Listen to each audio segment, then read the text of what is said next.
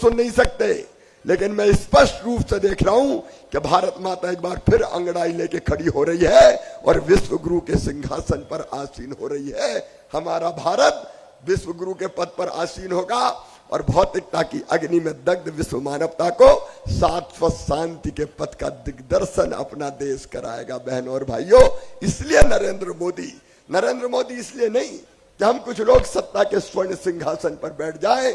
नरेंद्र मोदी इसलिए कि भारत के माध्यम से विश्व मानवता का कल्याण हो जाए, ये बड़ा लक्ष्य है। और मैं तो कहता हूं ईश्वर की इच्छा है, ये परमात्मा की इच्छा है, ये प्रभु की इच्छा है।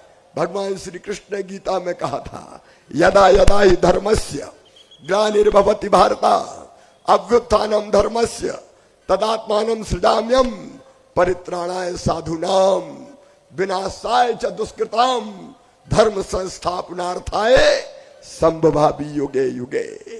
उन्होंने कहा था, जब जब धर्म की हानि होगी, अधर्म बढ़ेगा, पाप बढ़ेगा, अनाचार बढ़ेगा, तब तब धर्म की रक्षा के लिए, अधर्म के नाश के लिए, दुष्टों के विनाश के लिए और सज्जनों के उद्धार के लिए मैं बार बार आऊंगा। नरेंद्र मोदी देवदूत है, युग दृष्टा है, युग पुरुष है और इसलिए शायद नरेंद्र मोदी को ईश्वर ने यह अवसर दिया है कि वो भारत को उस स्थान पर ले जाए। और इसलिए मेरे प्रिय बहनों और भाइयों, ये चुनाव आने वाला छोटे मोटे लक्ष्य के लिए नहीं है, गरीब कल्याण भी होगा।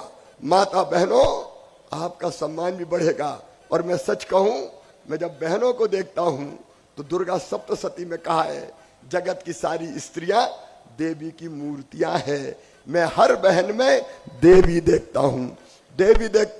इसलिए मध्य प्रदेश की धरती पर बेटियों के पैर धोके उनकी पूजा करता हूं।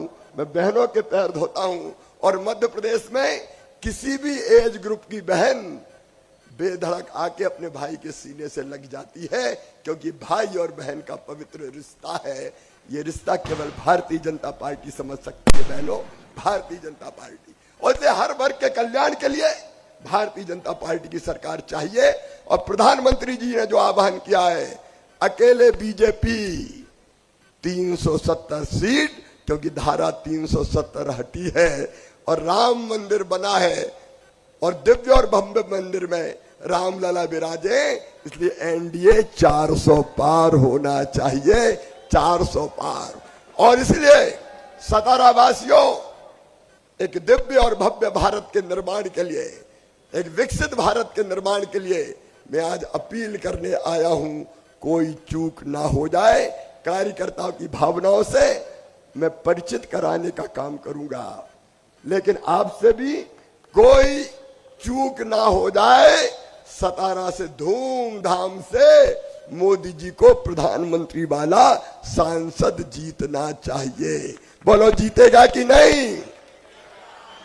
इतने लोग बैठे हैं, जहां तक देखो नजर जा रही है, जन समुद्र है, इतने धीरे कहने से काम नहीं चलेगा। अरे मोदी जी को प्रधानमंत्री बनाएंगे कि नहीं? तो हमारे सांसद को जिताएंगे कि नहीं? तो आइए, आज महाराज के जन्मदिन पर हम सब पवित्र संकल्प लें कि सतारा की इस पवित्र धरती से मोदी जी को प्रधानमंत्री बनाने वाले सांसद ही जीतेंगे। बताओ, ये संकल्प लेने के लिए तैयार हैं? तो आओ हम महाराज के जन्मदिन पर केक काटें और खुशियां मनाएं। उसके पहले एक बार अपने स्थान पर खड़े होकर संकल्प लें कि हम मोदी जी को प्रधानमंत्री बनाने वाले भाजपा के सांसद को ही विजयी बनाएंगे। उठाइए दोनों हाथ, बांधिए दोनों मुट्ठी और मेरे साथ बोलिए, भारत माता की, छत्रपति शिवाजी महाराज की, सतारा की जनता की, धर्म की, अधर्म का, प्राणियों में विश्व का, हर हर महादेव। बहुत बहुत धन्यवाद। धन्यवाद। 2 मिनिटं थांबा।